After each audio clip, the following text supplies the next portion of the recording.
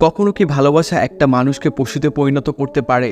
কখনো কি সেটা এমন একটা পর্যায়ে পৌঁছাতে পারে যেখানে সেই ছেলেটার পাগলামি একটা জানোয়ারকেও হার মানাবে? অনেকে হয়তোবা ভাবছেন আমি কোনো মেয়ের কথা বলছি যার কারণে ছেলেটার জীবন ধ্বংস হয়ে গিয়েছিল, কিন্তু না, তেমন কিছুই নয়। যেই ভালোবাসাটা ছিল একটা ছেলের তার বাবার প্রতি অভিযোগের, ছোটবেলা থেকেই যে বাবাকে কখনো কাছে পায়নি সেই বাবার জন্য ছেলেটা তার দুনিয়া উল্টে দিয়েছিল। ভারতের সব থেকে ধনী একজন বিজনেসম্যান যখন তার অজানা এক শত্রুর হাতে দুটি গুলি খেয়ে মৃত্যুযাত্রী হয়, তখন তার ছেলে পরিণত হয় এক জানোয়ারে। একজন সাইকো কিলারের মতো পাগল হয়ে খুঁজতে থাকে তার বাবার শত্রুকে। বলছিলাম 2023 সালে মুক্তিপ্রাপ্ত বলিউডের সারা জাগানো একটা মুভি অ্যানিমেলের কথা।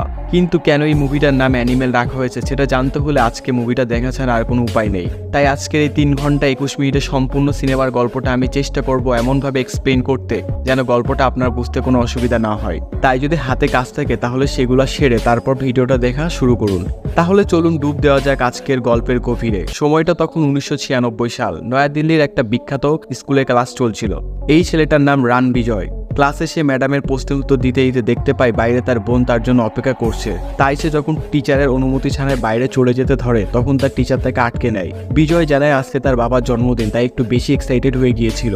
কিন্তু টিচার তার কোনো কথাই শুনে না, বরং তাকে শাস্তি দেয়। ঠিক তার 5 মিনিট পর ছুটির ঘন্টা বেজে ওঠে আর বিজয় ক্লাসে তার ব্যাগটাকে ফেলেই ছুটে যায় তার অপেক্ষা করতে থাকা গাড়ির দিকে।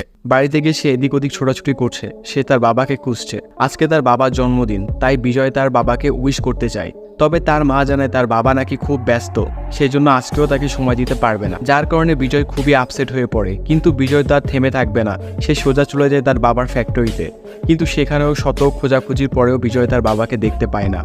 তাই রাতে যখন বিজয়ের বাবা অনেক লেট করে বাড়ি ফিরে তখন বিজয়ের মা তার ওপর কিছুটা রাগ করে। বোঝা যায় আজ পর্যন্ত বিজয়ের বাবা বলবীর কখনোই নিজের ছেলে মেয়েকে সময় দিতে পারেনি।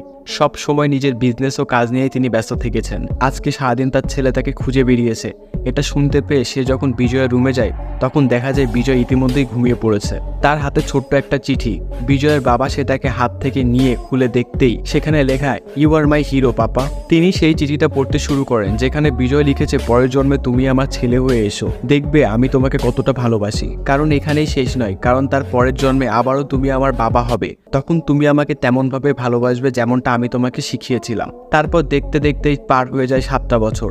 বিজয় একদিন খেয়াল করে তার বোন কিছুদিন ধরে খুবই ডিস্টার্ব। তার বোনের নাম প্রীতি। আজকে প্রীতি কেমন যেন একটা বিষয় নিয়ে আতঙ্ক। তাই বিজয় তাকে জিজ্ঞাসা করলে জানা যায় কলেজে নাকি কিছু বকাটে ছেলে র্যাগিং এর নামে তার বোনের সাথে বাজে আচরণ করেছে। আর এইটা শুনতে পেরে বিজয়ের মাথা গরম হয়ে যায়। সে নিজের বোনকে নিয়ে সোজা চলে যায় বোনের ভার্সিটিতে। সেখানে তার ক্লাসে গিয়ে সবাইকে প্রথমে ঠান্ডা মাথায় জিজ্ঞাসা করে কে তার বোনের সাথে খারাপ আচরণ করেছে। সে যেন সামনে চলে আসে, কিন্তু সেখানে উল্টো ক্লাসের পোলাপান বিষয়টা নিয়ে মজা শুরু করে।